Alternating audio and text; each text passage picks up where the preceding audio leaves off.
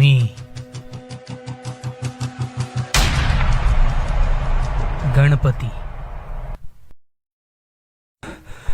तुझ्या दुकानातला 11 दिवसांचा सगळ्यात महागडा गणपती, ज्याला तू सगळ्यात वेगळं ठेवलंस, तो मी तोच गणपती आहे ज्याचे 11 दिवस पाया पडले जातात आणि विसर्जनानंतर त्याला पायाखाली तुडवलं जातं.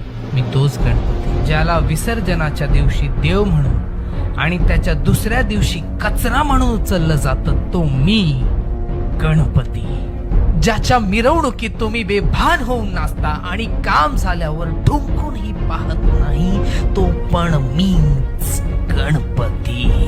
फक्त देखाव्यासाठी झेपत नाही तो पाऊल उचलता, विनाशाकडे जाता आणि म्हणतात, देवा हे काय केलंस?